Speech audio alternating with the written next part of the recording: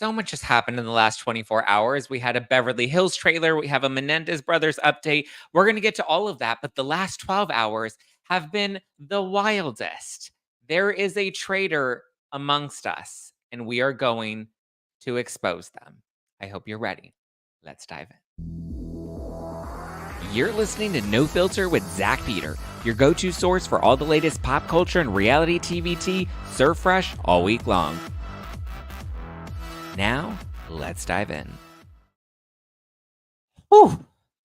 Okay, so obviously we're coming off of last week's episode of The Real Housewives of Salt Lake City, which is where we have this scene, which I discussed very briefly, and did not expect this all to blow up the way that it has. And we have to give a shout out to the Bravo Babe.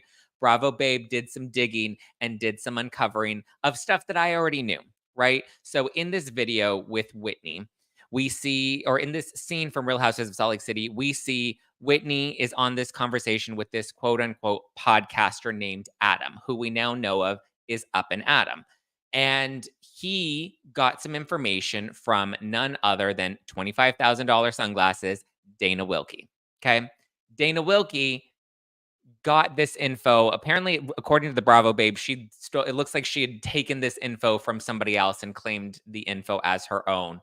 Possibly, but it looks like the info about Whitney possibly getting her jewelry from AliExpress was a word on the curb, and Dana works on the curb, so that's where she got the word.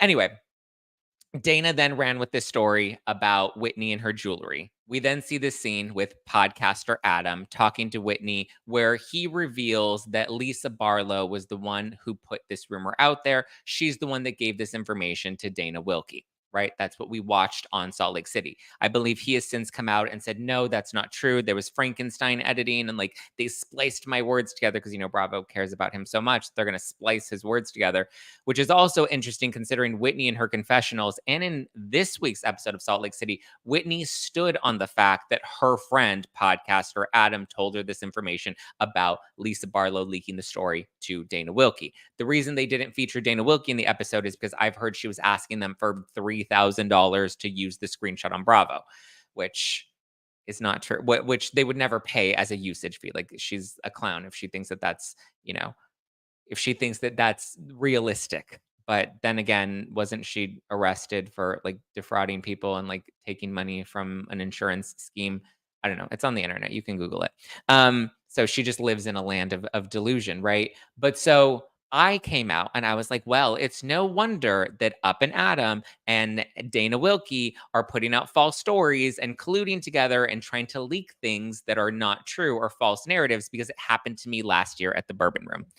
And when I tell you the shit that has come forth in the last 12 hours, my mind has been blown for a number of reasons. Some of it I'm not even going to reveal on this show today, because I believe in karma and I think, people's misdeeds will always be exposed in the end. But what I will say is that there was a story that came out about me at Sheena Shea's live podcast at the Bourbon Room last August. Okay. There was this story that Dana Wilkey put out there, false story with details that were not true, that she claimed she got from a Bravo lab. I told her that that wasn't true. The only person that would have been in vicinity to have seen what happened, which was an argument between me and Up and Adam. I went into the video last year. I was very nice to Adam, was very gracious to Adam. There are multiple people that have come out at this point that saw my first interaction with Adam, where I congratulated him for, being able to be the MC in Sheena's show. Congrats to him, right? He hasn't done a live show on his own, so I'm glad Sheena gave him an opportunity to MC her show. I, on the other hand, have done several live shows on my own around the country. So when he shades me for my live shows, I would like to see him do one on his own. But anyway, he did a fabulous job. I thought he did great. I congratulated him. Stone Cold didn't want to speak to me. I ran into his husband a few minutes after that. Jason, his husband, and I were talking. There was a third friend there that saw us talking, I guess called Adam. Adam came in. He came in very hot. He didn't want Jason and I talking. I'm pretty sure there are many reasons he wouldn't want Jason and I talking, but that's not for today. But anyway, he got very upset. He kept getting in his face. He kept putting his hands in my face. I tried my best to keep my composure, but I had Jason, Adam, and their third party friend. I didn't know who the hell he was, but I had all three of them on me. Adam was the only one getting in my face and raising his voice. Kept getting louder, kept getting closer to me until finally I snapped back. I think I called him. I was like, "Who the fuck are you? What are you, just like some loser on YouTube? Like, what are you doing with your life?" Because I mean, he's literally in the same place I left him back in 2022. Um, and so that then got taken out. Dana Wilkey put out a story saying that I threw wine, I broke a glass, and security had to physically escort me out, which is not true. Yes, Adam and I did argue. Yes, at the end of it, I did raise my voice back at him. I have owned that. I've owned that I raised my voice at him in the end of it after being provoked and pushed. And yes, security did interrupt us and say, "Hey guys, we're not doing this." And I walked away. I went back downstairs into the green room to collect my things, came back upstairs, exited. My friend Jake was with me, who I've chatted with, and I'm like, wait, do you remember? Because Jake's sober. And there's also another woman, Norma, who is also sober or was sober that night. They both witnessed everything. They have both come out and verified my account of what happened. My story has never changed. It has always been consistent. No details have ever, been mixed up. Okay. The only thing I don't remember was MJ, Mercedes Javid from Shaws of Sunset, who was present that night, being in the room. Well, now, apparently, because I've been texting with her, and apparently Adam has been texting with her, and apparently there's a conflicting story here. So Dana Wilkey, Up and Adam, Mercedes Javid, one of them is lying, or all of them is lying, but you'll see right here. I'll show you my text messages with MJ, and I'll show you Adam's text messages with MJ, because I came out and I said they put out this false story about me. If you want the deeper details on the Whitney Lisa Barlow stuff, I would suggest checking out the Bravo Babe, because she really broke it all down on her Instagram account. She did a video on it. But in relation, so after I put that out there and I was like, listen, they spread this false story about me. They put it out there. They knew that this wasn't true. Other people have come out and said this wasn't true. Even the Bourbon Room has had my back in all of this, because after that, I did a show in November. I did a show in February, and they've asked me to come back and do another show, which will probably happen in 2025 when I do my big 10-year tour, which we're planning dates here in the US, and we're planning a couple of international shows as well. I've already been teasing that in my members only. So there you go. We've been planning all of this. Okay. Well, then Adam decided to go on the internet, to go on his YouTube, and he posts this Instagram story, right? And he wrote, if you guys want to know, if you guys want to know how the garbage took itself out, or technically security, because here he is basically confirming that he's also part of the rumor that security removed me from the Bourbon Room, which is not true, because not only did I go back into the green room, I said this all last year, I came back upstairs. I know multiple staff members at the Bourbon Room, so much so that when I walked into Sheena's show that night, they all knew. Every time I go to the Bourbon Room, they already know me. And so on my way out, I walked out and I went to their staff and I apologized. I go, listen, I know I raised my voice. I know we got a little messy. I go, but I'm sorry that we had that little scene, but you guys know I have nothing but respect for you. And I apologize for doing this, because obviously we've had a great long-standing relationship. They're like, don't even worry about it. It wasn't even that big of a deal. Like, you're fine. Like, we love you, whatever. Right.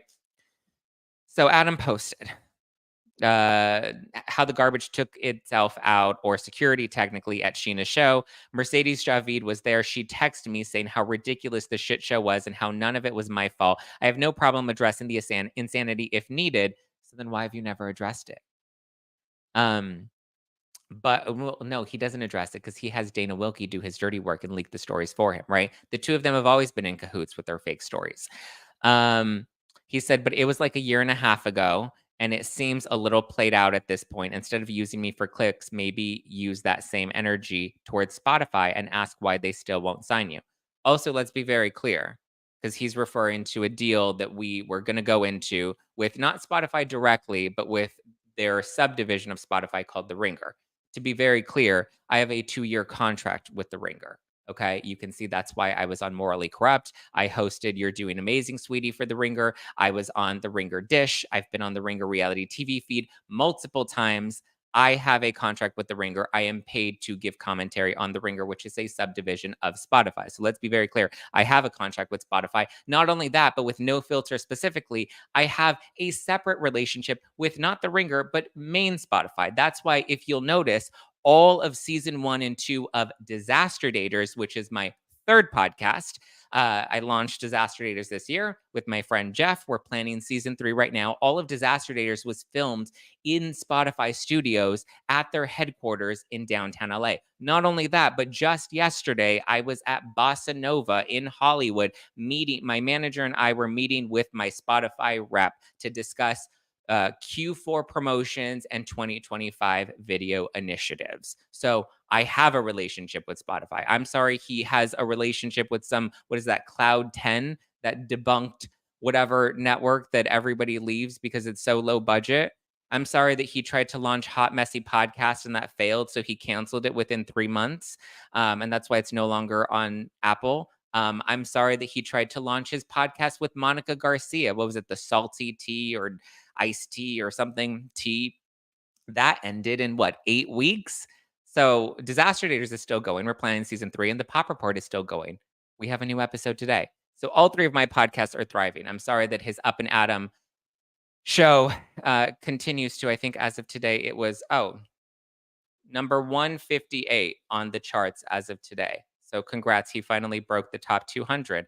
I saw that they shaded my friend Donna, who's currently number 78 on the Apple Top 100 charts. So I know Jason went on Instagram and is like, "Who's Donna? Who the fuck is Donna? We don't know who this person is. Who's this lady?"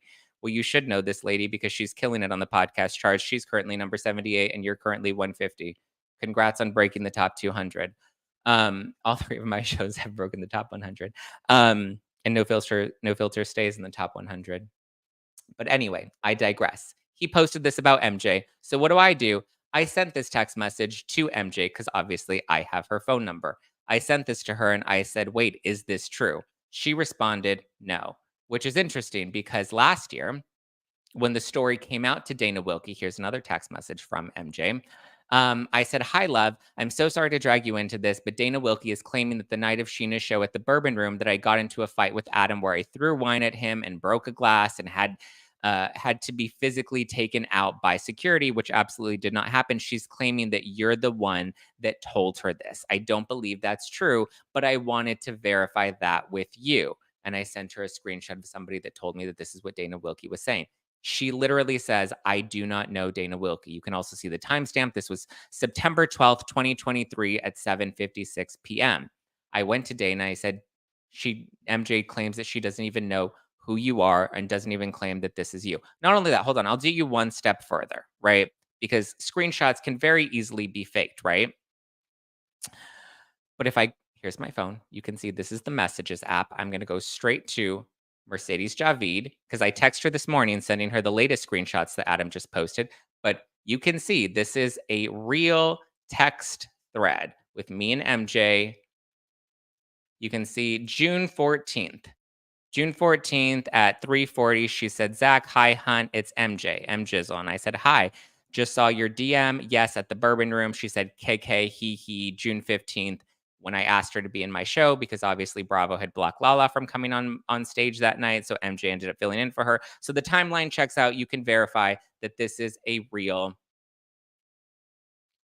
Oh, please let me share on your live. I'll give a true account. Oh, um, do you want to call in? Looks like we have uh, Norma, who also wants to verify what she witnessed that night because she was there that night and she was sober.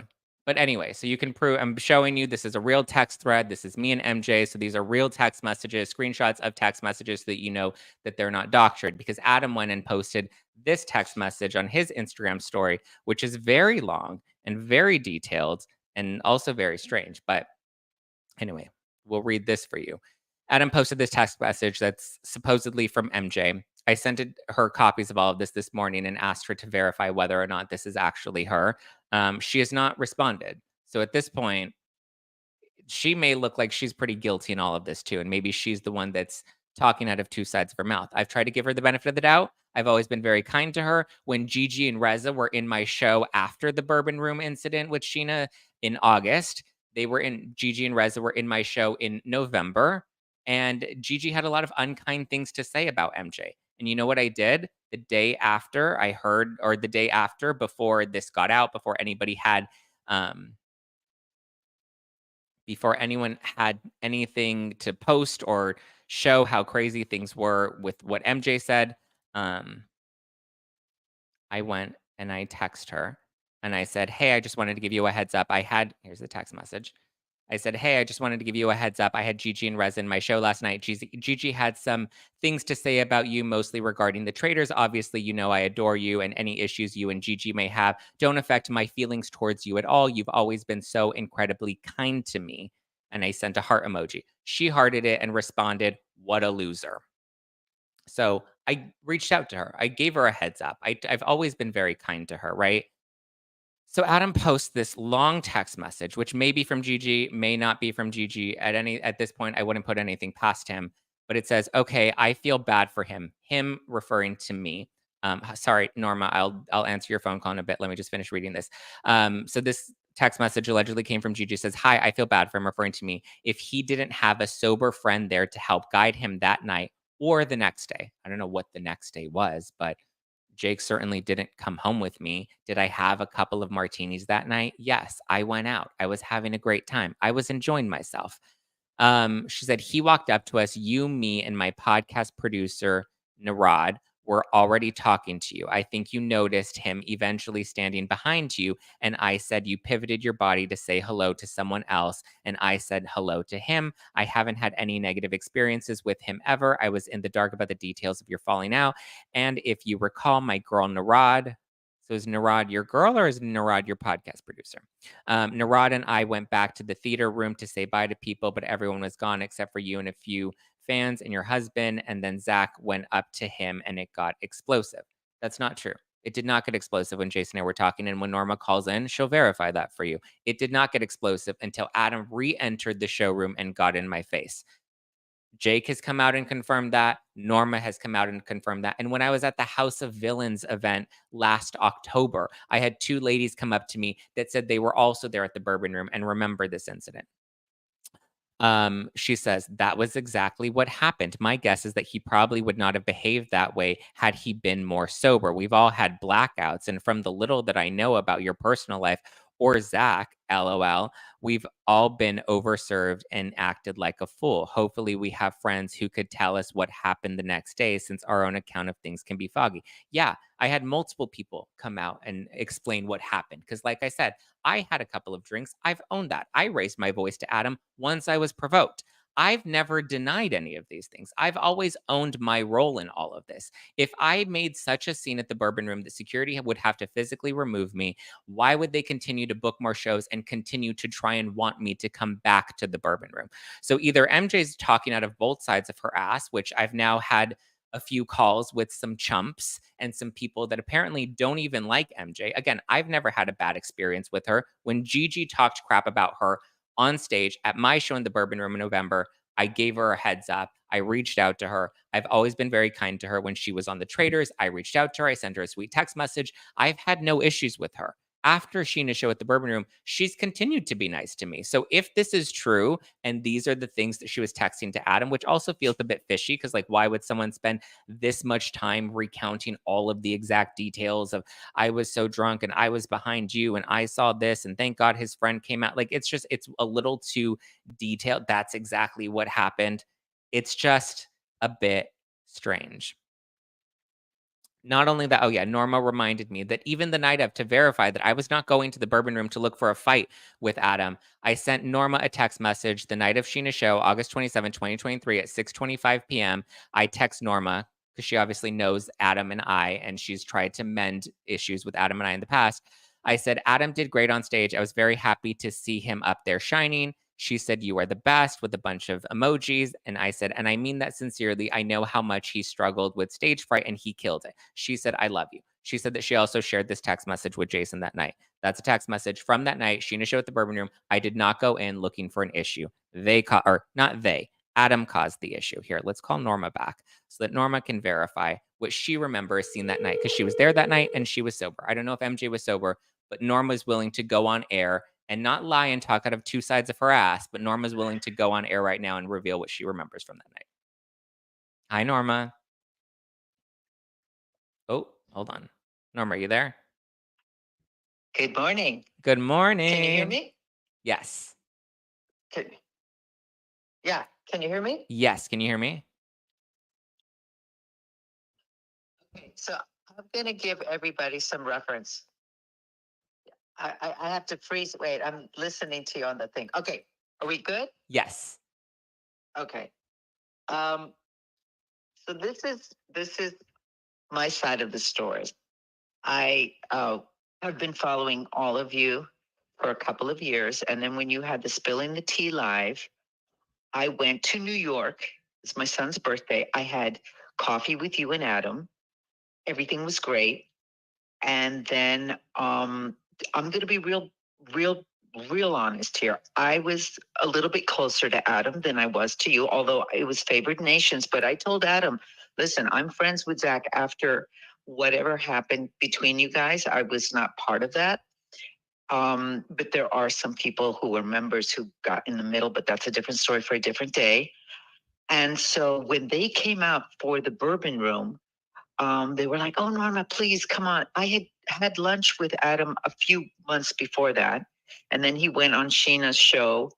And then so anyway, so I went to the Bourbon Room, and downstairs, while in line, I met two fans of Adam and Jason, and they wanted to meet him. And I said, "Oh, they're nice guys. Come on up." And they met him, and then took pictures, and we sat down. I was totally sober that night. I didn't want to drink. And watched the show. And then I got the text from Zack. "Oh my God, Adam is doing real great. I'm proud of him." And I saw Zack come with nothing but love and an olive branch. So fast forward, the show is over. Everybody leaves. There's just a few stragglers in the Bourbon Room. And I went up to Jason and I showed him the text. And I said, "I think, Zack is coming here with an olive branch." And, he seemed okay. Then there was a guy, and I think he's part of the Vanderpump, restaurant group. I don't know who he is. Nice guy. And he comes up to me and because I was talking to Jason. Sorry, guys. I was talking to Jason and then Zack walked up very calmly. I'm not going to lie. Zack had a couple of drinks, but still it was very sweet. It was with an olive branch. And having seen the text, Jason accepted Zack and they were having a nice conversation. I almost believed that they even hugged, like it was going nice. And that guy ran over to Adam and said, "Oh, you better go save your husband," because he was trying to stir up trouble. Meanwhile, MJ was there. Those two women were still there. I went off to the bathroom. I came back. Adam was storming out upset. But when he came up to, he did come up to, oh, wait, God, I am so sorry. I'm still waking up. So I'm talking to Jason. Sorry, guys. And then Zack comes up. I step away. That guy says, "Let's break them up." I said, "No." Then he goes to Adam, and Adam came to Zack screaming at the top of his lungs and started screaming at Zack and would not listen to reason. I didn't want to witness that, so I went to the bathroom. When I came back, Adam was leaving and he was very upset. Then I walked in and I didn't see Zack. And then Jason was upset. He goes, "Oh, yeah, they escorted him out. They kicked him out." And I'm like, "Really?" And he goes, "Yeah." And I'm like, "Wow." And then I went up to MJ and she was just standing there like dumbfounded and shook her head. She didn't really weigh in much, but she was talking to this couple about real estate. And then she and I started talking about shams. And then the next thing I know, and they invited me to the after party. I didn't make it. And then the next thing I know, they're accusing Zack of throwing a glass. So this was, I don't know how long ago after that. And Zack reaches out and he goes, "Did you see me throw a glass?" I said, "I did not witness it." So I reached out to those two women that I had met and I said, "Did you see a glass being thrown?" And they said, "No, not at all." But because I said I didn't see a glass being thrown, Adam and Jason threw me under the bus. And then Dana started saying that I was high on cocaine, which anybody who knows me, as you can see, I'm already hyped up. I don't need cocaine. But I will be honest, I put my life on this. The only victim in this whole story is Zack, because he came with the best of intentions. He was going into the lion's den because He was outnumbered by Adam and Jason. And their little friend, whoever that dude was. And whoever that little friend was. Yeah. It's just, but this is the true account. And after that incident, I reached out to Adam and I said, listen, I had to tell the truth. He will not talk to me. Jason will not talk to me. I have no idea what happened. They never gave their side of the story, but they like the narrative that they're the victims. They are not the victims. This is ridiculous. And I have caught Adam on multiple lies. I'm not going to get into it right now, but there have been certain things that he has accused other people of, other content creators of, that has been 100% a lie. So, well, not only that, but Norma, do you remember? So they said that I was escorted out of the Bourbon Room, but after you came out of the bathroom, oh yeah, did you see me? Was I still in the venue? Yes. I mean, after they left, I came back, and where did I come from? The green room. Thank you. You were downstairs in the green room. So no, they didn't. Yes. I'm sorry. That's true. Yeah, because I was still talking to these girls. Yeah. No, because Jason said that. And I think I might have even said, I thought you were kicked out. And you said, no, honey, I was down in the green room. Yeah, because I was like, I went downstairs to collect myself and to get the last of my things. The show was over. I was not going to go to the after party because I knew they were going to be there. I did not. I was like, I'm done for the night. My friend Jake's like, let's just go. I went downstairs, back into the green room, got my stuff, came back upstairs, walked out, apologized to my friends at the Bourbon Room that worked there. And I was like, listen, I'm sorry. I raised my voice. They were like, it's fine. You're fine. Everyone's having a good time, whatever. Yeah, and you were sitting, just for reference, you were sitting up with the Vanderpump. Yeah, crowd. I was right next to Katie. I was right in between Kyle Chan and Katie and Ariana. Yeah, you were not down with the general public. You were in a VIP section, roped off on that side. Oh yeah, because that was the other thing, is they said that Sheena didn't even invite me, that I just showed up on my own accord, which, by the way, here's the text message from Sheena herself that said, saving you a ticket for August 7th for my live show if you can come, by the way. Then she sent me the flyer to post on Instagram. So I was absolutely invited. I was on the guest list. I brought a +1. I had another guest that I was going to be bringing with me. It was Faces by Bravo. Steven, who you guys know has been a friend of mine for many years. He was going to come. We had just come back from Erica Jane's show in Las Vegas. He's a nurse, so he had just come off of a long weekend and ended up tapping out and not coming to the Bourbon Room with me that night, which he told me he should have because he would have verified all of this. But yeah, so that's just, I mean, that's the truth. And I stand by it. And I just want to say, reiterate again, I love these guys across the board.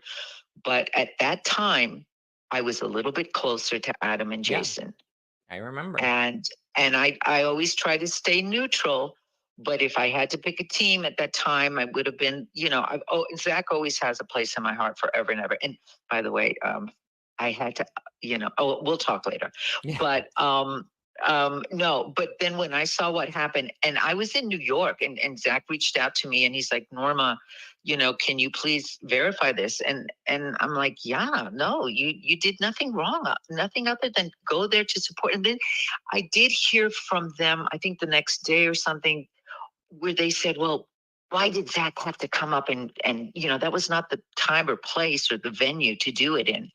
Well, they live across the country. Hold on. Not only that, but if anybody else remembers at BravoCon, I posted a photo. Jason was in the background. I posted on my Instagram stories and I made a joke about like, don't worry, I didn't talk to the husband this time. And then they went on their YouTube, did this whole video, and they're like, why would he go and post a story and not even like, what are you so afraid of? Why don't you come up and talk to us? And I'm like, because at the Bourbon Room, I tried to be nice to you guys. I tried to talk to you guys, and you caused a whole fucking scene and then planted a story with Dana Wilkey that was a total lie. Yeah, no, I mean, it was just so funny that I was high on cocaine. Oh yeah, yeah. Dana suggested that you were high, and that because that's what Dana Wilkey kept saying about me. Is she's like, well, you were drunk, so how can I trust your account of things? And I was like, so were they. They were also drinking that night. Oh yeah, because they're the Boy Scouts of sober society. It's wild. Okay, Norma, thank you so much. Thank you. I hope I clarified it for some of these people, and I'm sorry I talk so much. You see now why I don't do cocaine, because I'm already high on life. Love you. Love you too. Thank you. Bye-bye. Bye. See, so if MJ won't go on the record, but will send text messages to me and Adam with conflicting versions of what she remembers or doesn't know or whatever. Again, she hasn't texted me back. I sent her all the screenshots that Adam posted on his Instagram and on his YouTube. So there you go. There you go. That's Femtero's in live chat. All I'm going to say is that I was hurt by them, Adam and Jason, and even though I could see it coming, I still supported them and kept things to myself. Oh, wait. By the way, Natalie, you came up at the Bourbon Room that night because when Jason and I were talking, I was like, "Listen, I hope that we can just move forward from this." And then Jason said, "Well, the only way for us to move forward is you have to stop talking about us." And I was like, "Jason, I'm not the only one that's been like, we've both taken shots at each other." And he's like, "We've never talked about you, Zack." And I was like, "Really? You've never?" I was like, "Jason, come on. Like, at least own up to the fact that like we've both taken jabs, right? Like we can both own our sides of the street." And he said, "No, we've never said anything about you ever." And I think this was the first time that Femtero and I did our first Instagram live. I think it was like a week or two prior. And he's like, "We've never said anything about you." And I go, "Jason, people have told me that you've said things about me." And he said, "Who? That Fem Tarot? She's a crazy bitch. She's a liar. I wouldn't believe anything that she says."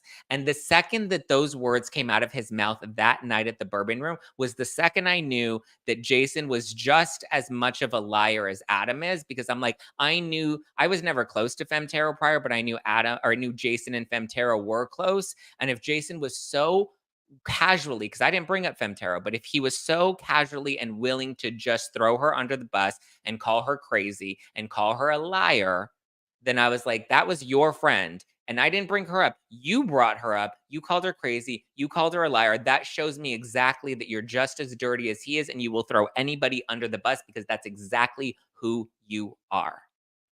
So there we go. Wow. Jason's in the live chat. Love Natalie and never said that. They were hurt by her. We were hurt by her too. Sorry, just how it is. What's your response to that, Natalie? Jason, I loved you too. That's all I'm going to say. And I'm sorry it's all come down to this. I hate drama. I don't, I mean, everyone's hurt in this. Everyone is hurting. Everyone is hurting. You guys were close. We don't make videos like this about you. You guys literally made a video at the end of last year where you accused me of having people send hate messages after you. You accused me of having anti-Semitic rhetoric being thrown at you, which is total fucking bullshit, Jason, because you yourself were posting things about Israel. You were posting political things that you were putting out there, and that's why people were responding the way that they did. That never came from me. You insinuated that it did. Adam then accused me of basically dancing on his grandfather's grave after he passed away, which was completely ridiculous and completely fabricated. You guys said that we tried to put out a prank phone call.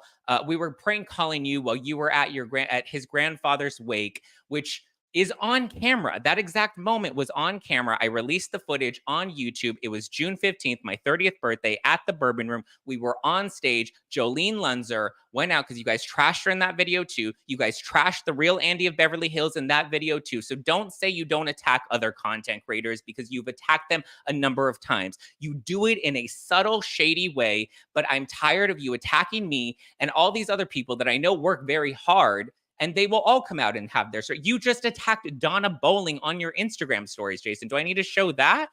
You guys were attacking Donna. Like, don't come in here and play this good guy card. It's right here. There's your Instagram story. Adam literally said, "Who the fuck is Daily Dose of Donna? I've never heard of this person until Jason posted about this." Donna happens to be a very nice person. Okay. You guys continue to trash people. I'm the only one that's ever come out and called you guys out on your bullshit, but this is exactly what you do. And I'm sick of it and I'm tired of it. And that's why I'm actually using my platform to react to it. But you made that nasty video where you insinuated that hate messages and anti-Semitic rhetoric, and you said that I tried to come after, Adam's grandfather, which I never tried to do. I didn't know that Adam's grandfather had passed away. We weren't talking. I had no idea any of that was going on. But you made such deep insinuations that were so you guys were spreading rumors about me trying to break up your marriage, which are some of the worst rumors that you guys have put out on the internet. So don't come into this live chat and act like you're a good guy all of a sudden. And you did call Natalie a liar that night. You absolutely did. Don't lie about it now. It's on the internet. Or do we want to talk about how you guys try to dig up financial information on me? Do we want to go there? Remember what you insinuated on Hot Messy Podcast? It's all on the internet, Jason. Just because you don't actually put it all out there straight. Look at, see, Summer. Summer says, I saw that video. Jason, your story is crumbling. People see you guys for exactly who you are. You've done it to Kempire. You trashed the real Andy of Beverly Hills. You dragged Jolene Lunzer into this as well. Remember, you shaded her. You made it seem like she did something intentional when Adam's grandfather had passed away. Like, it's ridiculous. The fact that you guys want to continue to come out here and pretend that you're the good guys. I've tried so many times. I came into the Bourbon Room. You saw the text message that I sent to Norma. I came in extending an olive branch.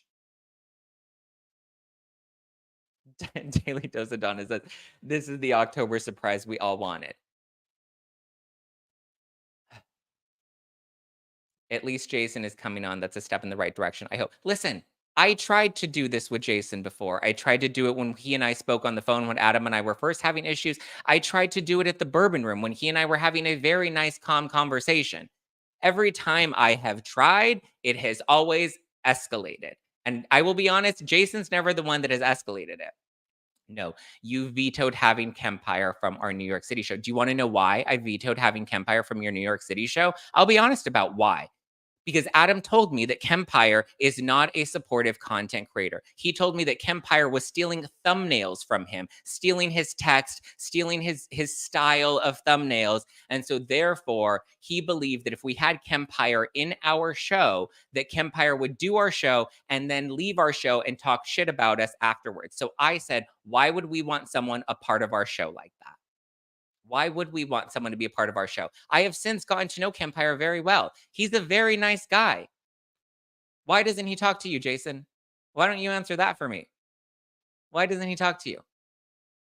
Listen, there are enough people that have the same stories of the two of you, and I'm tired of playing this game with you. So if I have to go hard and I have to put it all out there now because you guys are continuing to do this bullshit and you trying to make it seem like, oh, well, we're just reacting to you. We're just responding to you. No, I'm responding to you. You threw the first major shot by making the allegations that I tried to break up your relationship or that I tried in some way hurt your marriage, which you weren't even married at the time, but I never came in between your relationship. I could have.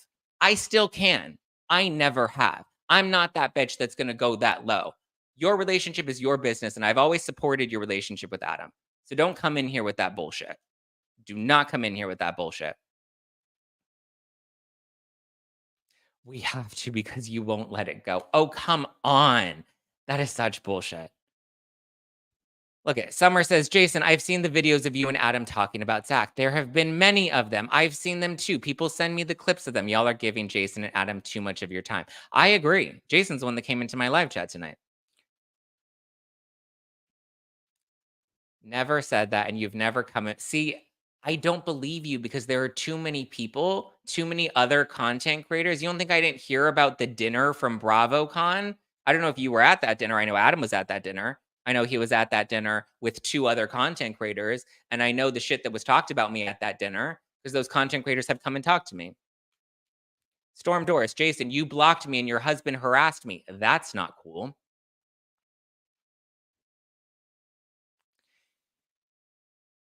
Exactly. No, I want Jason to stay here and look like a fool. If Kempire stole Adam's style and Adam stole Sherelle's world. Well, I don't know about Sherelle's world. I don't know Sherelle. I can't talk about Sherelle. Zack, you've literally sent me voice memos and I can play them and have a okay, well, let's pull up our text thread actually. Because you're right. When I was trying to make amends and when I was trying to offer olive branches, from 2022, I believe, I'll pull up our text thread right now. Jason Barrett, there we go. Last text message was from October 10th, 2022, when we chatted. I said, "Can we chat in 15 minutes? About to leave the gym." You said yes. Here we go. I have our text thread. We haven't spoken. We haven't had any communication. The last voice note I sent you was on October 10th, 2022, before things blew up. Yes, I did apologize because there were times where I absolutely was not my best. I've tried to make amends. I've tried to apologize for. I will actually let's pull up Jason's text thread so we can show the receipts live on the air right now. October 10th, 2022. It's all right there. I have nothing to hide. Listen, I would be more than happy to hash it all, to put it all to rest. I don't, again, when I came into the Bourbon Room, I said that to you, Jason. I absolutely had no problem moving forward, never talking about any of this again, putting it all in the past. Listen, Jason and I have always talked and been able to reason with each other. Adam's the one that's always prevented us from being able to move forward. Listen, I wouldn't have any shady anything to say had we been able to settle this beef a long time ago.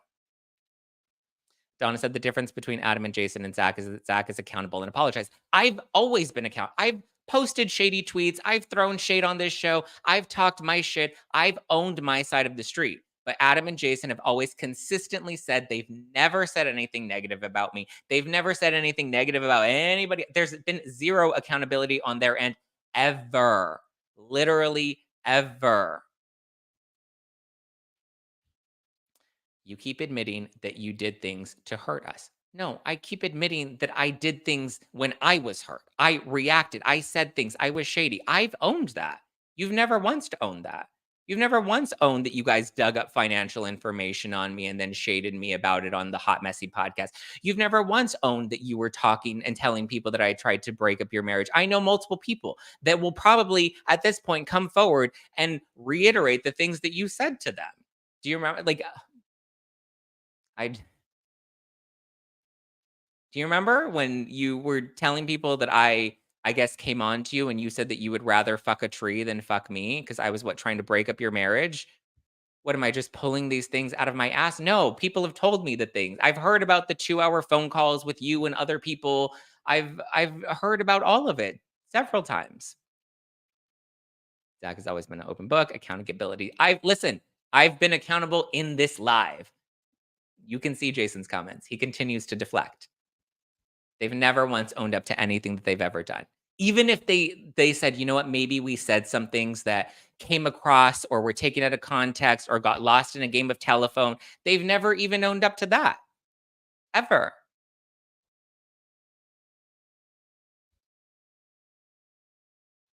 When people act like they're perfect, it's a red flag. Thank you. Thank you. Zack takes ownership for his actions. Absolutely. Laura, Zack or Adam nonstop talks about Zack. He just won't say his name like we're all delusional or what? Exactly. Exactly. You know why he won't use my name? Because he doesn't want to get sued because the things that he says about me are lies. Or what about the fact that you were telling people that you sent me a cease and desist, Jason? I would love a copy of the cease and desist. I never received it because you didn't send me a cease and desist because you can't, because there's nothing that I've said that has been false or defamatory about either of you.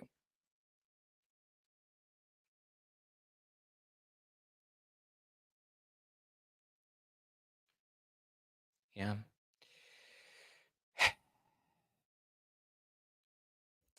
Wow, going real life. Oh my God, Adam and Jason. Listen, Zack doesn't hide behind a paywall. No, this is live on the internet. I didn't expect this to happen. I didn't wake up this morning and expect all of this to play out the way that it has. Sorry. Zack doesn't justify his mistakes. No. Look at so many people in this, like Kenzie, they talk shit about you on their channel all the time, but don't mention you by name, so they consider it not talking about you. Look at all of the people in the live chat, Jason, that are saying that they have seen the videos that you guys have made about me, and you're still going to stand there and be like, I've never done anything. Listen, you're showing your character right now. I don't even have to show who you are. You guys are exactly who you are. Cease and desist. Where is it? I never received a cease and desist from you.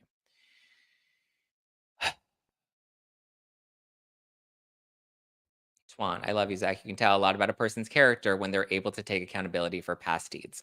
Listen, I've always taken accountability. I've always owned when I've been, and that's why I know I'm often the villain in all of this because I've been able to own it and admit my shortcomings and own when I talk shit. I've always said I've had a big mouth.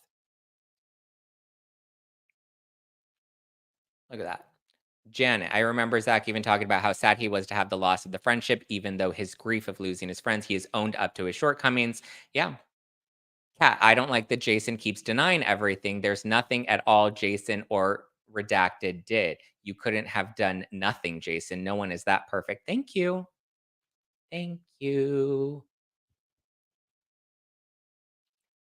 I would expect that they are your subscribers. Jason says, I would expect that they're your subscribers and they don't watch all our videos. That's not true. We've mentioned you a couple of times after you sent some really mean tweets. You know, you've seen your husband's tweets, right? Because I know he likes to delete them, but I have them screenshotted. I've seen them. I've absolutely like you act like your husband doesn't do the same thing. At least I can say, yes, I've put that shit out there on the internet. Listen, we have a lot more. We have a lot more that we can talk about. Zach, do you like Kelly Dodd? I mean, she's a good housewife. We love your big mouth, Zach. Listen, my big mouth gets me into trouble, but it is what it is. Natalie Cavadat says Jason needs to cease, child. This is embarrassing for him. Listen, it is what it is. I've shown you, I've always shown, listen, I stood by this. I've always shown you who I am. I've always taken accountability when I've been wrong. There you go. Oh, look at Adam posted today that we should unsubscribe from Zach. Zach, Adam, and Jason are playing with you. They're going to distract from their problems using you, and they know you are easily activated. Don't give them ammunition. I'm not giving them ammunition. I'm just at this point letting them show you exactly who they are. Norma, who is also close to them. Norma says, as you can see, I'm not a paying member here. I've been as neutral as possible. Absolutely. Zach has acknowledged his actions and words and have hurt his former friends. He has never said it was right, just that he was hurt. Yeah, listen, I have a big mouth. I've always owned that. Let's talk about the butthole DM. Let's not talk about the butthole DM. Jolene is beyond. Jolene is absolutely amazing. I love Jolene. I will champion Jolene. I will ride for her all day long. That's why when I saw people like Jolene and Real Andy of Beverly Hills getting dragged into this mess, when I've heard the things that they've said about Kempire, when I've heard the things that they said about Fem Tarot, or maybe not them, but at least Adam, right? Because Jason says he's never done anything. But Adam, I don't know if he keeps tabs on Adam, but Adam has done these things. So, yeah.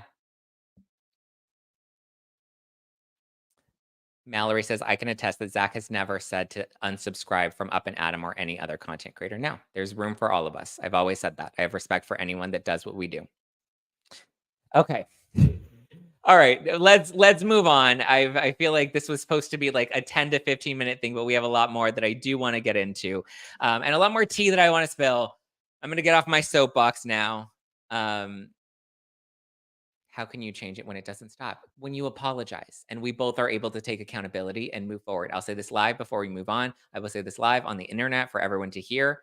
If there is a genuine and sincere apology, because I've given a genuine and sincere apology from my end, if that is met on both sides, I'm willing to squash the beef, put this all behind us, and never talk shit about each other again. But there needs to be accountability on both sides. There needs to be apologies, and we need to take ownership on both sides, and we can move on.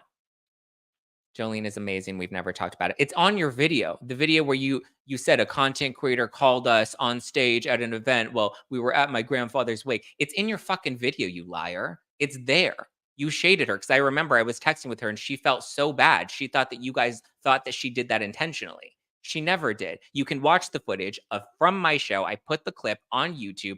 It was the Bourbon Room show for my 30th birthday, Zach's Dirty 30 show. Full live show is up there. You can see exactly what happened. All of us that were on stage when that phone call was made. You absolutely shaded her. It's in the video that you posted last year. Do not lie.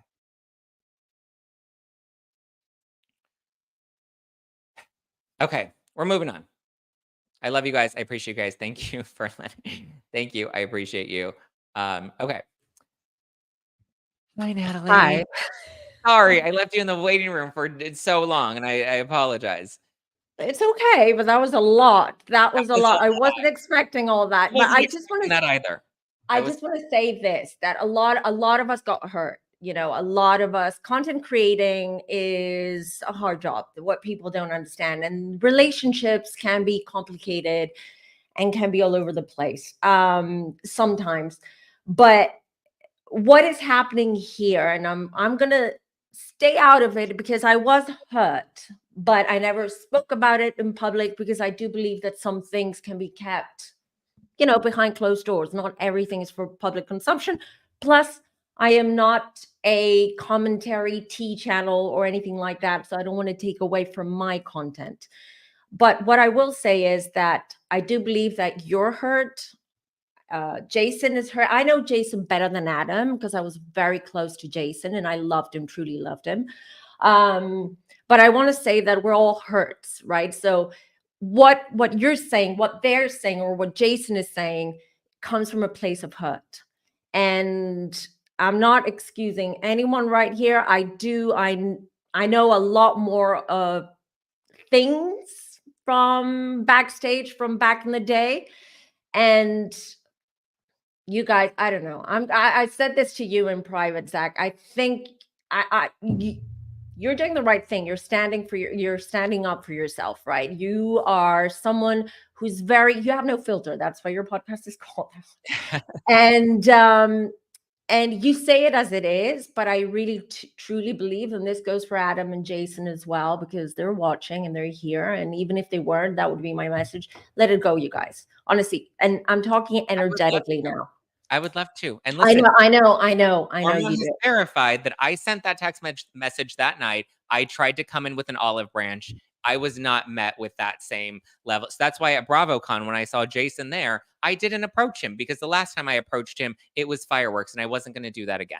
So, but I've extended the olive branch. I said it live on the air. I'm willing to squash the beef and never reiterate any of this again.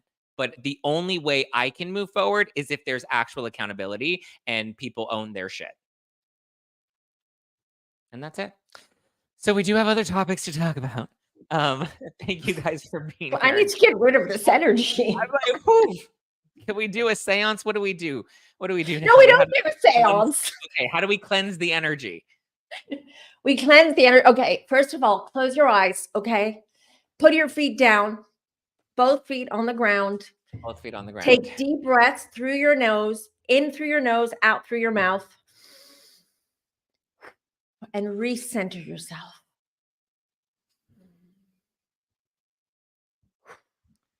Quieten your mind. Don't think of anything. Let it go for now. It's good that at least even in this way that you had some kind of, well, it's not really a resolution.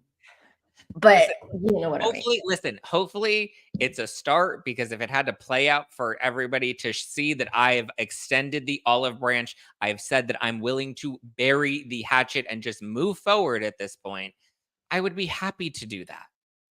But like, again, the only way I can move forward, because I've had issues with other people in the past, I've made up with them. And when I make up with them, there's no beef. I don't need to shade you. I don't need to do anything. But like, there just needs to be accountability and apologies on both sides. I've taken accountability publicly. I've taken accountability privately. I've apologized. I've tried to move forward. I've shown that time and time again. So at this point, the ball is no longer in my court. Exactly. So let's move on from that. I think you've said your piece. People heard you. People can make up their own minds as to what happened. I mean, you've heard both sides of the story, and third parties coming in and telling their side of the story, even though they weren't there. But anyways, let's listen and pay attention to what was said from the people who were actually there and who witnessed it or who were involved. Just saying. So hopefully this will I hope this goes away. You know, you shouldn't put that energy out there. You should put energy in. You're successful, you're growing, things are going great regarding your, you know, what you do, and you should focus on that and not on the negative stuff. Just saying. That goes for me too. That's something I have to remind myself too. Jason said, at the end of the day, I do believe we all love each other. My phone's on all day, both of you. I will say this, Jason. I gave you an olive branch at the Bourbon Room. I've extended an olive branch here live. My phone's on. At this point, I've tried. I've extended the olive branch. I'm not going to continue to extend that olive branch. But this is the olive branch. This is what I'm extending to you. If you would like to talk, we can talk later. But at this point, my phone is on. I will not be making that call because I've already made that first attempt on more than one attempt at this point. So I'm done with it. All right. Do we want to start with do we want to start with Hold on, because I need to get into the zone now. I'm like, oh. Okay, so I have on the list the Menendez brothers and the Beverly Hills trailer. Right. Oh my God, that was. So the Beverly Hills trailer, I feel like, I guess we can briefly give our thoughts about that, and then I want to talk to you about the Menendez brothers and maybe get you to give us some readings on how you think this will all play out. Beverly Hills trailer. What is your overall thoughts? I will say I would give it maybe a 7 out of 10. I feel like it wasn't thorough. It didn't like really hook me, but I liked seeing Dorit activated. I liked seeing Kyle activated. Their friendship and the rockiness between their friendship feels like at least there are some real stakes there. Well, I mean, I'll say this as a Bravo watcher, all right? History has shown that the juicier and the more dramatic the trailer is, the crappier the season is. Well, with exception for Roni. New York was a bad trailer and it's been a bad season. Okay, well, yeah. And regarding that, I did make a prediction on Campfire Channel because I was on his channel. We did like this mega marathon ultimate Bravo Housewives reading. I do believe Roni is gonna get the boot. I think it's time. Roni and Dubai. And Dubai, exactly. Dubai, I saw it. I saw that it's like it's they haven't decided yet, but I do believe that November is going to be the month they're going to decide whether they should give it another shot. And if they do, it's going to be a short season for Dubai. If not, then I see it getting canceled. So yeah. I think the writing is on the wall with that one. I don't know. Do you think Beverly Hills is going to be a good season? I'll be honest. No. And I'll tell you why. It's not because of the thing about Housewives. This is my own personal opinion. And the reason why I stopped watching. So I haven't watched any Housewives franchises in the last 6 or 7 months. And the reason why is because when I started watching it, I love the reality side of it. The fact that these were unknown women who were housewives, who had their own drama. They had their own, marital issues or whatever issues they had. And that was being a fly on the wall and really watching a show. But now it's become so dark. It's become all about drama and how you're going to create drama and how you're going to tear down your castmates. So in my opinion, I believe that Beverly Hills, because it's on its last leg, and that's my opinion. And I've been saying this for a while, and I've said that to you, Zack, as well. I believe that they're going to pull all stops, castmates, Dorit for sure, Kyle for sure as well. They're going to pull all stops to make it a hyper sort of dramatic season without any substance, in my opinion. So I'm not looking forward to it.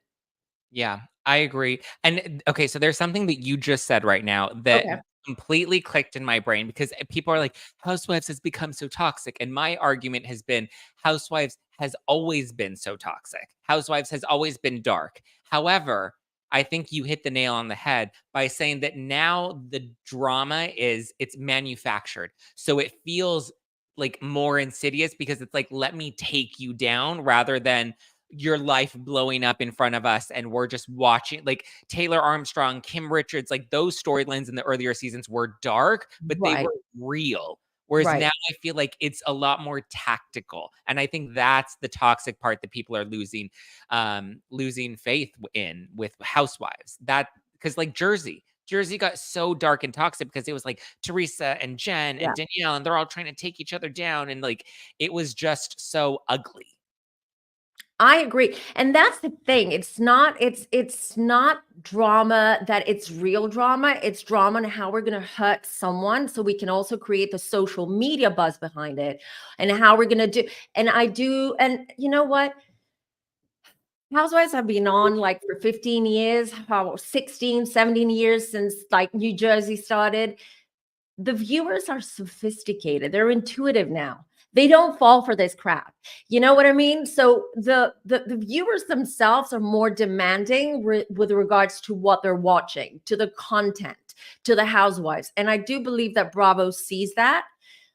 Regarding BravoCon, I don't know why I'm bringing it up, but it was brought up on Empire Channel. But I want to say that I do also believe I do believe this is going to be the last BravoCon, to be honest. So I don't think it's viable for Bravo to put on BravoCon. They're doing it because they lose money. That's what I believe, that they lose money from BravoCon, but they gain the viewership. They gain the fandom because Bravo and the Housewives make money from the fandom, from fans who buy the merch, who follow them, who will buy their, who will support their businesses, all of it. But that's also going down. I mean, now there's a financial crisis. I mean, it's a very, very important month next month for the US because of the elections. There's the Middle East, there's so many things. And Housewives is no longer a distraction because Housewives is not taking you away from your problems. It's not creating sort of a little oasis for you where you're like, I'm being entertained. I'm kind of like getting away from my issues. Housewives is actually, because of the fandom, because people are so invested, it's actually causing more stress, and it's making people feel a certain way, which is why I'm being very sociological at the moment, but I don't know, it's coming out. I'm releasing this tension. I'm releasing the tension from before. And I do believe that's why people and the fans get so mean and so invested, and they troll and they fight on social media. But that is what devalues, not devalues, devalues Housewives. And I believe that Bravo is starting to see this, and they have to rear that boat to a different direction in order to be able to save some franchises, not all of them. I don't know what Bravo's going to do. I think they have to stop putting all their eggs in Housewives and like start. I mean, I guess that's what they're trying to do by repurposing Housewives with like Ultimate Girls Trip and Love Hotel. Like they're trying to keep their good talent in other realms of, reality TV that's not Housewives anymore, Look at Traitors. Why do you think Traitors is so successful? I love Traitors, by the way. I can't wait for the next season. But the reason why, it's because there is drama, but it's based on a challenge, on a game show. It's because they all want to win, they all have the same goal. So that drama is sort of, we can understand that. We can understand the tensions, the antagonism, all of it. But with the Housewives, when people start like tearing down families and marriages and kids and all of it, we don't want to see that anymore. So I do believe Beverly Hills is going to, it's going to be very explosive, but it's not going to feel organic. And that's why I'm not looking forward to it, because I'm done. I think at this point, they always have to raise the stakes, right? And they always have to just make it bigger and more drama, and they have to scream at each other. And it's not like genuine anger when people would scream at each other before because there was like a heat of the moment passion. Now it's like, I have to ump the ante. I have to, make my tactics even greater. Exactly. So what do you think about this season? What have you heard around the next season of Beverly Hills? Not much, other than Dorit's kind of in the middle of a lot. Kyle, Sutton, and Dorit are the ones that really kind of carried the show this season. And a lot of it centers around Dorit. Dorit and PK, or just Dorit in general? Like Dorit and Kyle. In general. Dorit and PK, Dorit and Kyle, Dorit and Sutton. Do we want that? I don't know if I'm interested to have like a whole thing with Dorit, like Dorit being like the center figure of the season. Just saying. Nothing against her. I'm just She's I not enough of a personality to sort of like carry that show. Well, she was good at the beginning. On her first, like, 2 seasons, Yes, she was real yes, messy, she was real scrappy, she wasn't yes. afraid to get in the mess. So I don't but she's become very curated, and she's become this caricature that I don't know which like, if we get back to that old school scrappy Dorit, then I'm a little hopeful, but outside of that, I don't know. I know. We'll see. When is it? When does it come out? When does it? November When? 19th. Oh, okay. So we've got another month to go. Okay, we'll see. Well, we'll see. I don't know. What do you feel about New Jersey, though, Zach? What do you think I is don't going know. I to? mean, I know they're trying I think they're gonna do what, or I think they're trying to do what they were trying to do with Atlanta, where they got rid of Mm, most of the cast, they recast it for the most part, but kept, like, 2 people. yeah. They kept what? Kenya and Drew, and then Kenya got fired, they brought back Portia. So I think they're gonna do a mostly new cast, but they don't wanna completely reboot it the way they did Roni, because that obviously bombed. So and obviously, I think Atlanta would have been strong had Kenya not exited this season. But now they have, like, Phaedra back, and I don't know, I'm not as hopeful about Atlanta only because it's like they really are trying like, it felt like they were doing everything they could to try and save it, which tells me it was on its last leg. I've got a little prediction, and I haven't shared it with anyone. All right. So regarding New Jersey, tell me what you think. A prediction regarding Teresa and Louis. I unfortunately feel that they're gonna split up in the next 2 years. All right. It's not gonna work out for them. Oh. And also, when that happens, I see Bravo giving her a spin-off. I can see that. You heard it here first. I can see that. And I Yeah. think that will be because Teresa's a great reality television star. People love a Teresa comeback story, Yeah. and people don't like Louis, and Louis has been Teresa's, Teresa has been with, Louis been Teresa's downfall. So Yeah. I think getting rid of Louis and giving Teresa a spinoff opens her up to kind of have that next comeback. Right. And it's gonna happen, like new single Teresa, is that what she do? How's she gonna change her life? And I see that. I don't see her staying, even if New Jersey continues. Contrary to what people believe, I don't think Teresa's gonna stay in the franchise. I don't. No, I don't think so either. I think she's ready to move on Mhm. and elevate to a different level. Yeah, And she needs to get away from the fans so that the fans can take a little bit of a break from her, get a chance true. to miss her and want her back. Because, like Tamra left and people wanted her back on OC so that when she came back, I mean, now she's having a rough season, but in her comeback season, a lot of the fans were like, we need to bring back Tamra because she's going to save OC. We need to bring back Heather Dubrow. Like, you have to walk away so that people miss you and want you to come back. But the fact that they're bringing back OGs, or they're bringing back old housewives and not new blood, meaning that, something new, something fresh, something dynamic, something that people will love, just means that it's all going down. So it means, like, desperate times need desperate measures, and they're going to bring back. But see, the audience has changed. The fans have changed. Maybe in the past they loved whoever, like Heather Dubrow, and she comes back and she's not as good, or Tamra, or whoever it is. So this recycling is not working. And yeah. And I don't know, they're expensive, right? These older housewives, aren't they expensive for Bravo to Yeah. bring on, and then for them to like.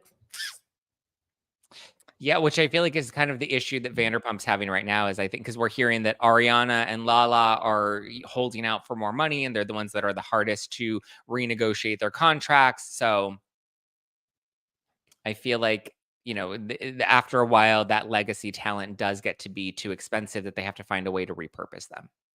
And also, it's best to stop something before it starts going down, before it starts losing its magic and its charisma, because then it leaves a bitter taste in people's mouths. So, you know what I mean? If they're going to drag VPR, they're going to drag New Jersey, and it's not really working out, then you might as well end it now. and just leave the fans happy and start playing reruns or whatever it is, or create some kind of like Housewives museum or some kind of Housewives experience. That's a good idea. I agree. Okay, I've been super fascinated with the Menendez brothers, and as of yesterday, Gascon, the LA DA, came out and said that he's going to recommend that the brothers get resentenced. Yeah. Now, I'm a little conflicted about this because it was him making a move without making a move, and to me, it felt very political because he has the election that's coming up in November, so he's going to say, "Yeah, let's," because like he didn't really recommend much other than let's keep them at first degree murder, but we're going to give them an opportunity to be up for parole so that other people can make that decision, and I can look like I'm supporting them while also Right. look like I'm holding up the law and being tough on the law and not reducing their sentence to manslaughter. So I felt like Gascon, his whole play in all of this was more political to re-win the election that's coming up in LA in November. But I also think that, I mean, do you think that they're going to get out? My prediction was that Erik was possibly going to get out because they were likely going to reduce his sentence because he's not the one that actually made like the kill shot, and Lyle's the one that technically committed the murder, even though Erik was involved. But I don't know. Well, you know what? I'm going to pull the cards again. I did a reading on the Menendez brothers on. Pamela says, "Is she shuffling the tarot cards?" Yes, Fem Tarot. What do you see in Zack, Adam, and Jason's future? Oh, Oh, it's up to them. It's not up to the cards. It's not yeah. up to the cards. It's up to them. Now, Listen, I said what I said, and my phone has not rung, so I've not gotten any text messages. I'll just say that. But well, let's read the Menendez give it brothers. time. Give it time. You never know. Okay, we'll see. But back to Menendez brothers. So I didn't see them getting released. So when I did the reading, but I didn't do a separate reading for Erik and Lyle. I kind of like saw both. I looked at both of them, and I just didn't see them getting exonerated, whatever the term is. They weren't going to be released. But who did you ask? Erik. You said about Erik, right? Or Lyle? I think Erik has a greater chance of being released. Let me just pull the cards and see what maybe something's changed. Maybe because of the elections and because it's political, something might change. To explain to people the update and what Gascon, the DA, is recommending, so instead of them being in prison for life with no opportunity for parole, he's suggesting that they get just the maximum sentence, which is 25 years per person. So mom and dad gives them a maximum of 50 years to life in prison with the opportunity for parole. And so since they were under the age of 26 at the time that the crime was committed, that would make them immediately up to be able to see if they're up for parole or see if they can, get their sentence reduced. It's very up in the air, Zach. You know what I mean? So look, Seven of Pentacles, when I saw the card, I thought instantly, oh my God, Erik might be released. He might have to wear a bracelet, or he might have to be monitored in some way, or he's going to be confined or house arrest in some way. Because then I have the Nine of Cups, which Nine of Cups is the wish card. It's a beautiful card to have. It means that your wishes are going to be fulfilled, your dreams. And the Ace of Swords, new opportunity. All right, a new opportunity to freedom. You also have the eagles there flying high, spreading the wings, two boys too. Then I have is Erik the younger one? I keep telling. I have you know what? Hold on, let me okay, I have a feeling that Erik might get released on house arrest with a bracelet, ankle bracelet, all of it. Might have to be, report in but he's the youngest. Oh, yeah. Highly possible. Oh, the devil. Oh, don't ruin it for me. Oh, no. Oh, the devil. Hold on. Let me pull. No, there's the one. Do we know if we don't know yet. Do we know there's a female in a high power position. I don't think the judges yet. I think we may be finding that out today, actually. Oh, interesting. Could be a female. So if it's a female judge, she's going to help get Erik out. I mean, house arrest, etc., but him not confined anymore in jail. So because I see a woman's going to play a very important role in all this.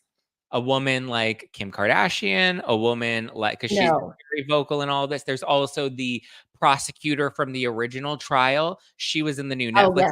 documentary, and she's very much against them being released. Erik is married, right? Married, because I They're see both it. married. Yeah. They're both married. So Eric's wife somehow is connected to this. Either she knows some kind of good lawyer, or she has a legal background, or she's learned about the case, and there's a female who's going to make this happen or help make this happen. Okay.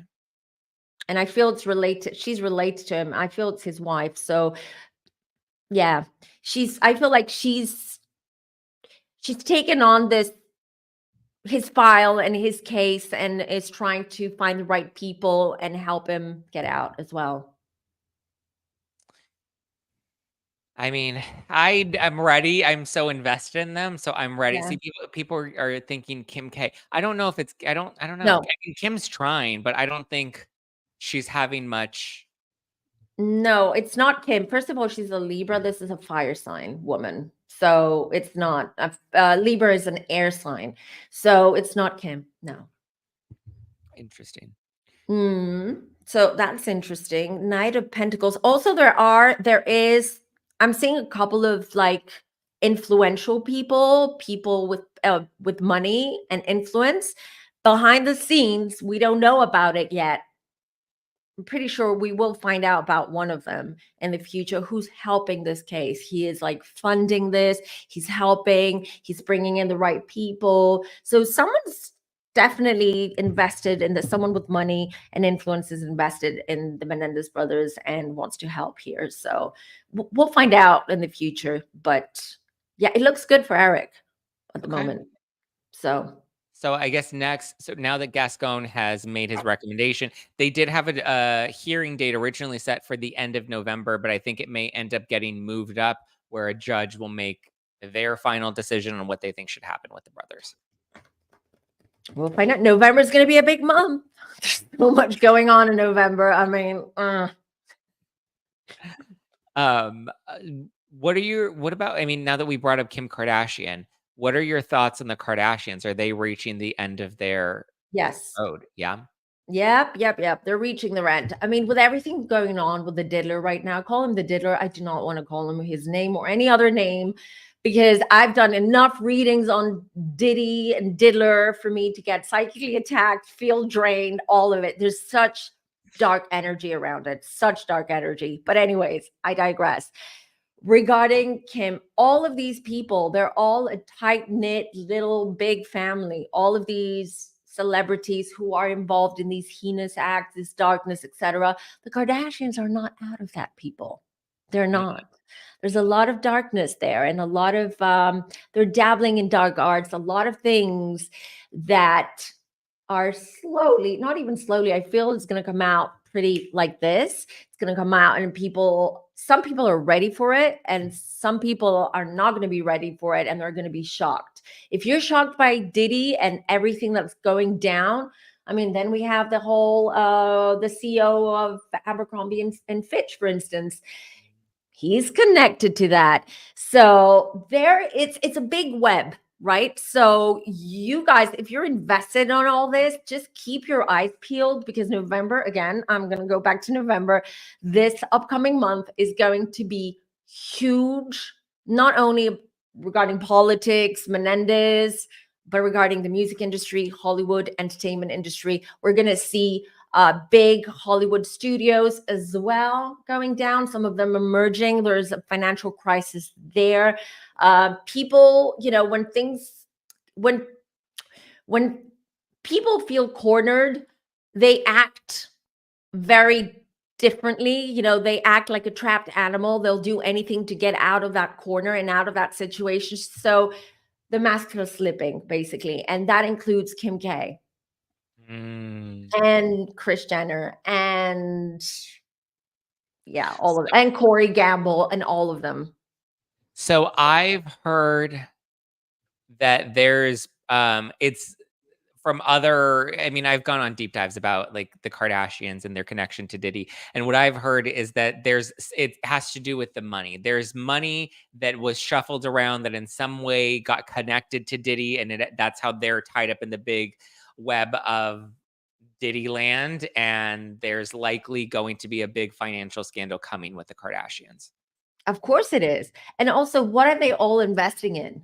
What are they all investing in? That's what I would like to know. I would like to see the paper trail. There isn't one because they're smart and they know what they're doing and they know where they're putting their money and how to hide the trail. But I would like to know, what are all these Hollywood people and influential people and powerful people, what are they doing with all that money? And trust you me, it's not going to charity. It's not Yeah. going for But philanthropy. that's the crazy thing, is a lot of them do have churches, which is so Yeah. strange. Because I mean, it's, I don't know, something about that. Yeah, Kris Jenner's church. Yeah, they all have churches, which is weird. It's not. It's tax evasion. Yeah. So, I mean, they're going to do what they're going to do. What did he do? Why was the Diddler why was his plane still flying when Diddler was in prison or in jail, or in detention, to be more correct?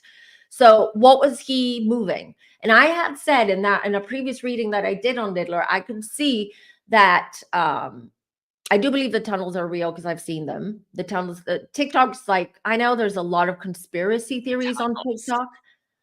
Tunnels. There are tunnels, and I don't mean the what's called the Tesla tunnels that Elon Musk spoke about, but because there's some tunnels under LA that electrical autonomous cars use, etc. That's not the type of tunnels I saw when I did the reading, one of the readings on Diddler.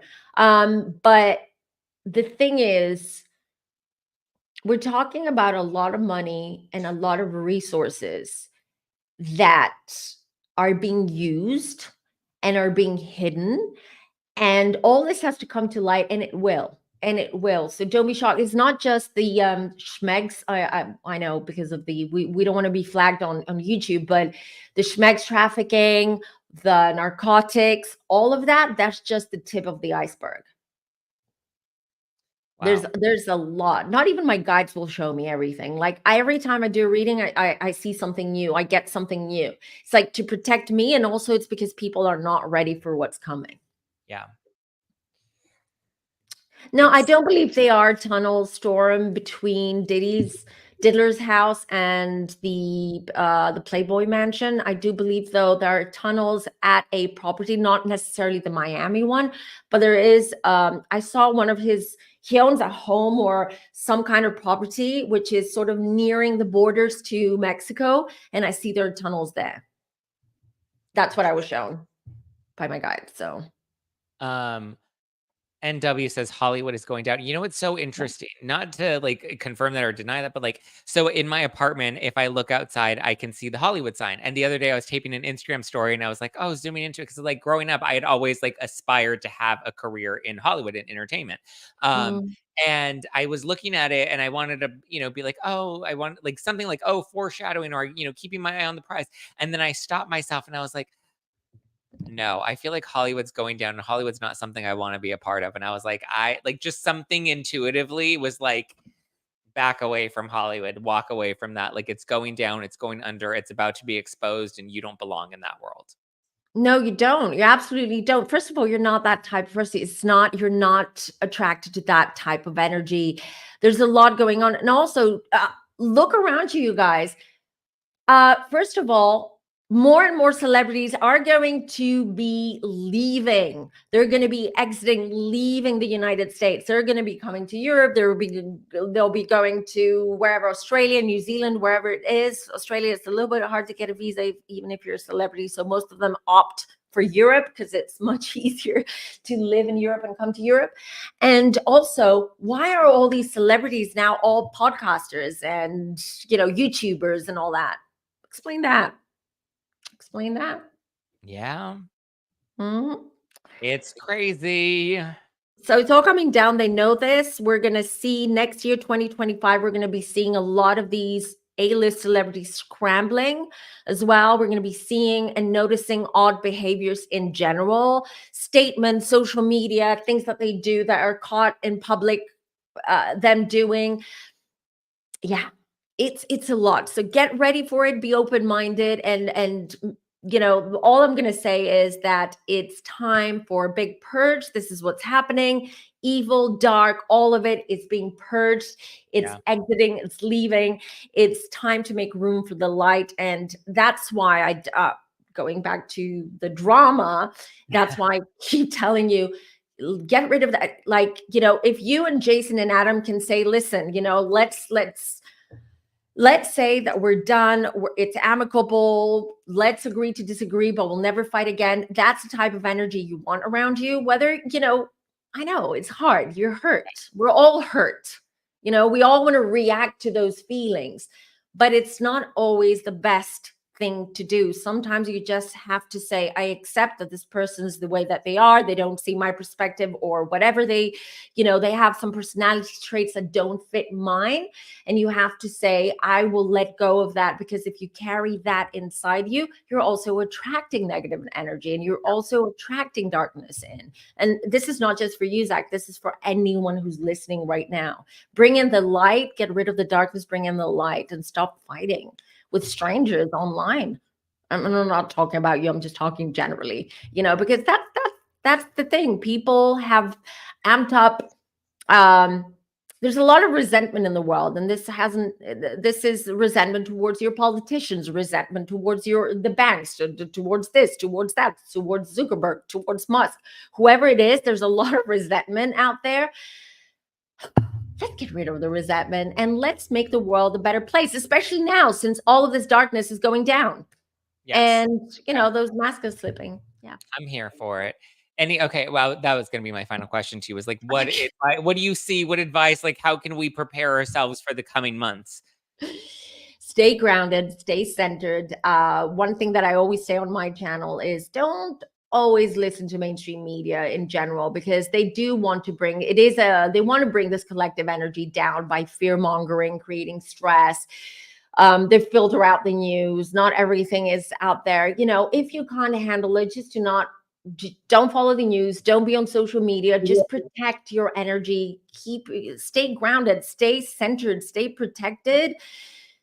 Do nice things, be kind, do nice things for strangers, for people, and trust me, and I promise you that will come back to you, especially now, because 24 has been a very difficult year, will continue to be difficult. 2020, 25 and 26 are going to be even tougher, because now is the purge, and then it's like the reconstructing.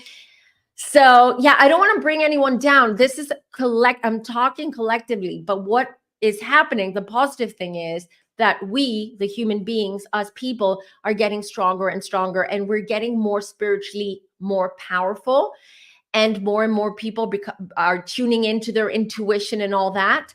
So good things just coming from this. It really is. Even with the pandemic, that was a disaster. We never experienced such a thing in our generation, in our lifetime. And at the end, when we look back in hindsight, actually, the pandemic was positive for a lot of us, because a lot of good things came from it on a personal level. So see it that way, that even though the world might be on fire, it doesn't mean that you're going to burn.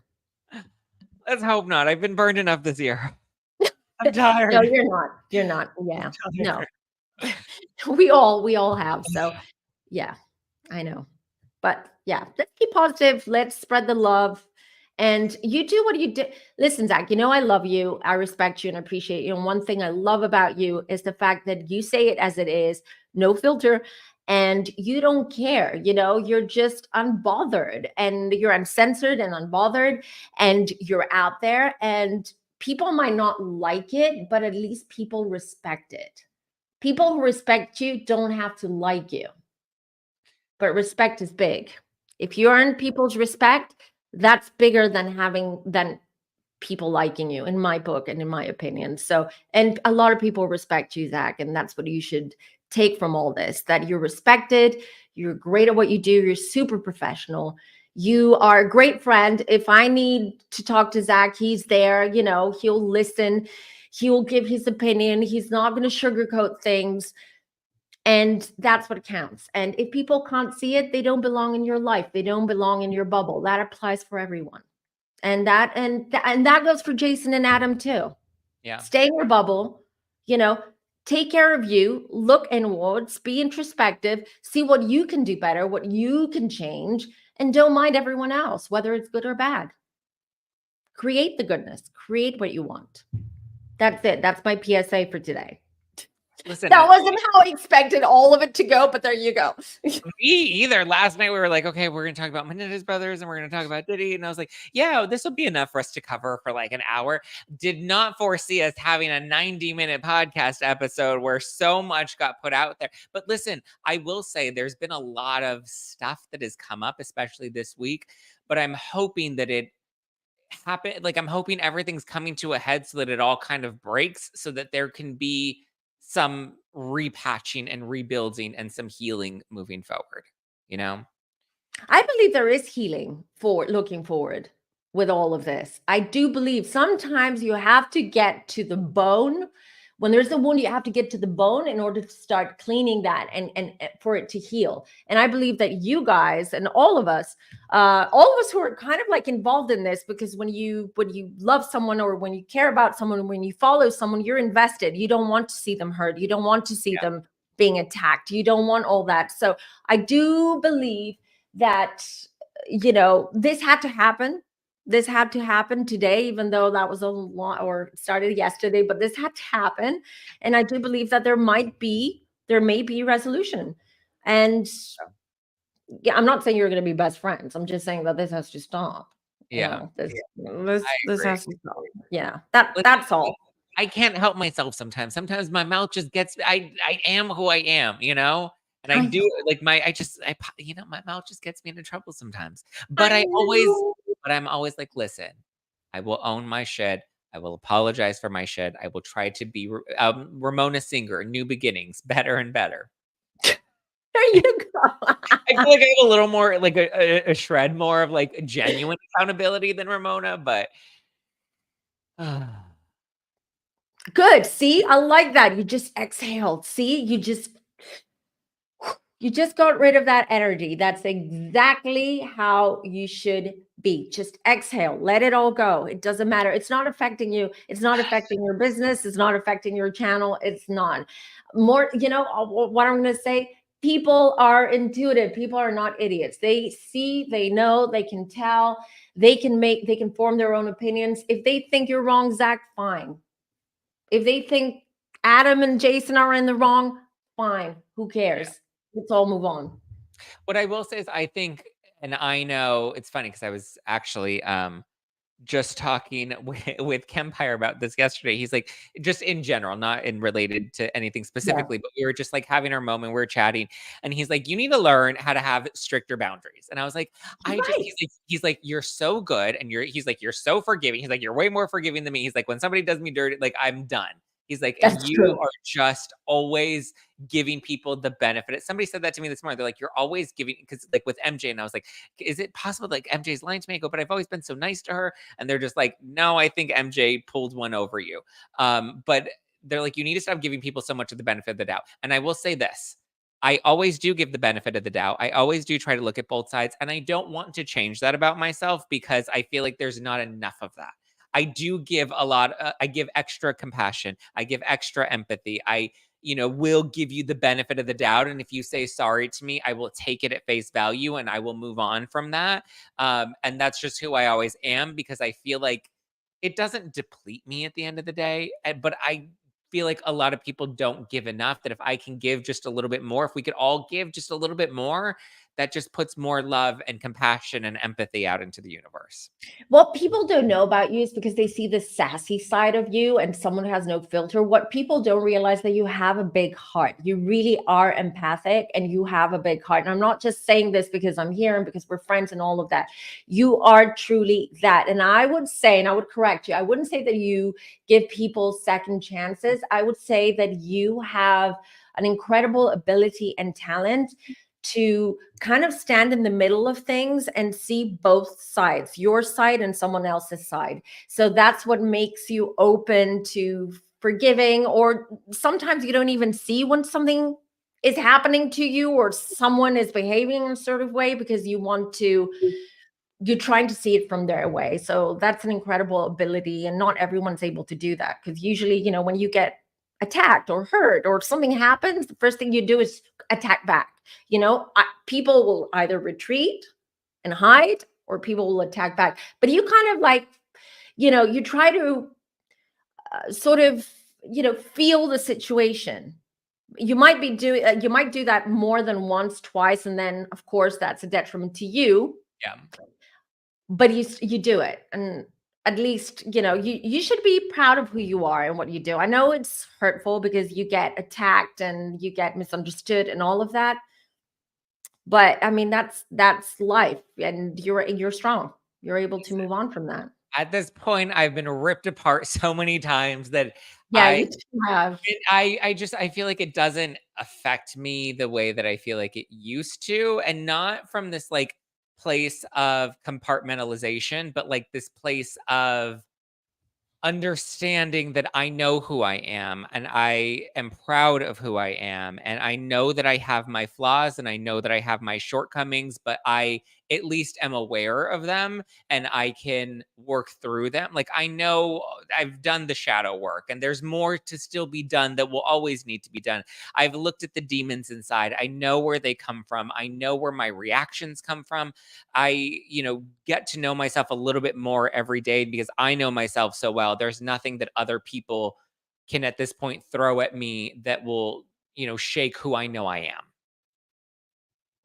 Exactly. And that's what counts. So stand your ground, ignore anything that is negative and affects you, and your eye on the prize, honey. The eye should stay on the prize. Yes.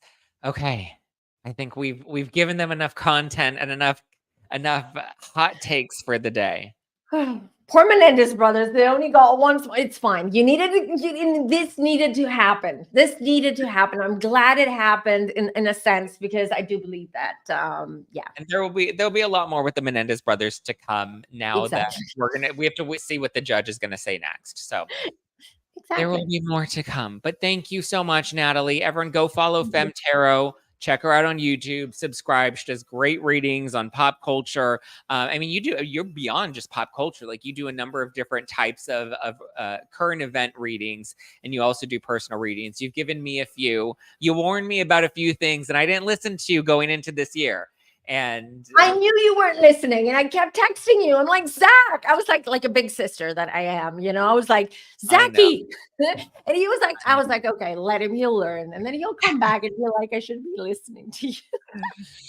All right. Well, definitely go give Femme Tarot some love. Natalie, thank you for coming on. Book a reading at femtarot.com. Anything else you want to send out to the people? No. I just want to say love to everybody, especially you, Zack. I'm sending you lots of positivity and love and light, and to your community as well, because they're diehard Zackies. So yeah, they know, they're intuitive. They know who they're supporting. So yes. All right, guys, give me a follow at Just Plain Zack, or follow the podcast at No Filter with Zack, and get ready. More hot episodes of No Filter will be coming on Monday. Have a good weekend, guys. Bye.